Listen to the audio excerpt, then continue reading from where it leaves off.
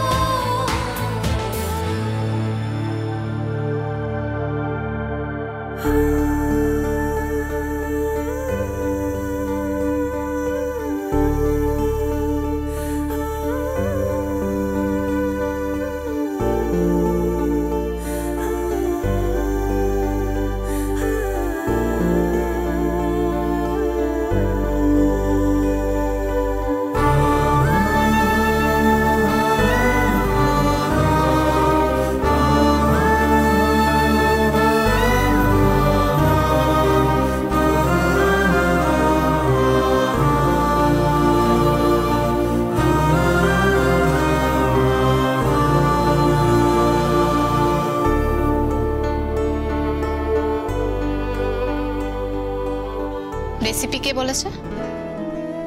কেন খারাপ হয়েছে? আনবিলিভেবল, আপনি তো রান্নাও শিখে গেছেন।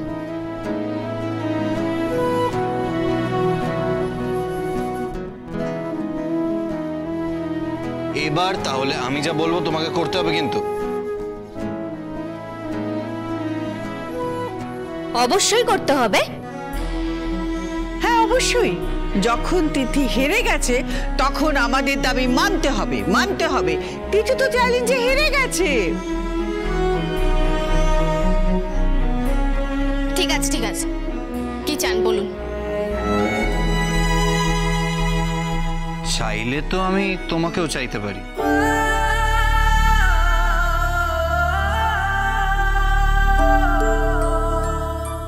কিন্তু তোমার মতন মেয়ে না ঠিক আমার দরকার নেই।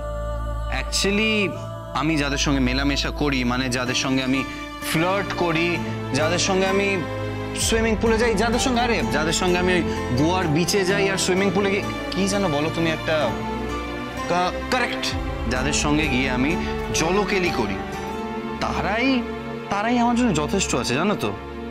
আর আমার জীবনের একমাত্র আদর্শ হলেন বিলাস আঙ্কেল। হ্যাঁ হ্যাঁ, আমিও আপনার মতন সারা জীবন অকৃতদার থাকতে চাই।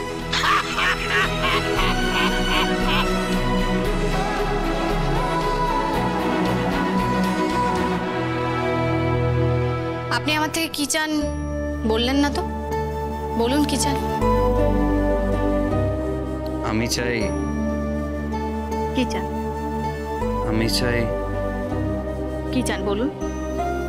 আমি চাই কি?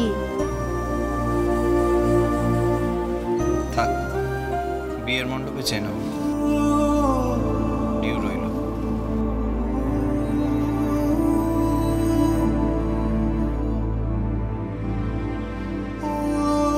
আমি চাই কি? বিয়ের মণ্ডপে বলে দেবো, ডিউ রইল।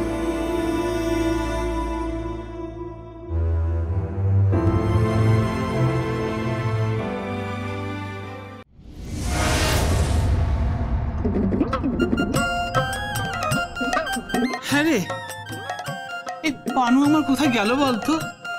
সে কখন বেরিয়েছে, এখনো তো এলো না রে। আর তুই বাবা, বউটাও সেরকম হয়েছে, কোনো খবরই রাখে না, ঘরের মধ্যে বসে।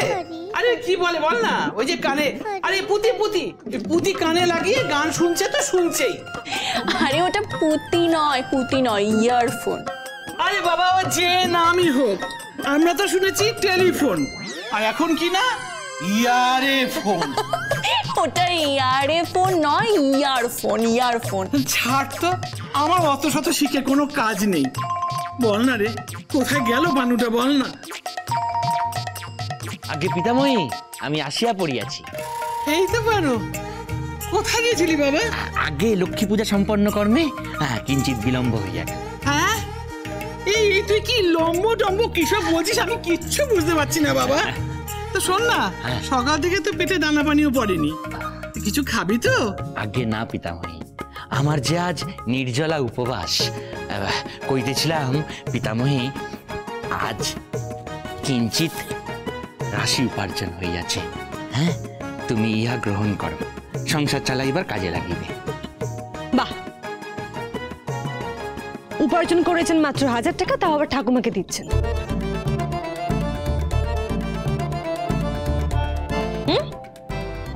কি তা বিয়ে তো করেছেন আপনি আমাকে, টাকাটা ওনাকে দিলেন যে? সংসারটাকে উনি চালাবেন? আগে আপনি সংসার চালাইবেন এই কিঞ্চিত রাশিতে? আগে না, আপনি পারিবেন না। আপনি হইলেন কি ধনী দুহিতা, আপনি হইলেন রাজরানী, রাজকুমারী। আপনাদের পরিবার ধনী পরিবার। এই 1 সহস্র মুদ্রায় আপনার জুতো হবে না, রাইট? আমার জুতো হবে না, তাই তো? আগে জুতা মানে হইল ওই পাদুকা, আমি অবগত আছি। অবগত আছে? পুজো করতে গেছিলেন তো? আগে কেন বারণ করেছিলাম তো, বারবার বারণ করেছিলাম প্রত্যেকটা বাড়ি পুজো করতে যাবেন না, কেন গিয়েছিলেন? কেন ছোট করলেন সবার সামনে আমাকে? কেন? আগে আপনার কথা মতো তো আমি মূল্য গ্রহণ। তো তাতে কি হয়েছে? একটা কথা কান খুলে শুনে রাখুন মিস্টার পূর্ণচন্দ্র, যদি যদি এরকম চলতে থাকে তাহলে আমার পক্ষে আপনার সাথে সংসার করা সম্ভব না। দেবী, দেবী আপনি কুপিত হইবেন না দেবী, দেবী আপনি রুষ্ট হইবেন না। এই দেখুন, দেখুন আমি আপনার নিমিত্ত আজ একটি উপহার আনিয়াছি। এই শাড়ি শুধুমাত্র আপনার জন্য। এই শাড়ি গ্রহণ করুন। এই শাড়িটা? আগে এটা কি রুদ্রিকদের বাড়ি থেকে দিয়েছে? এই পাটি ছাপা শাড়ি?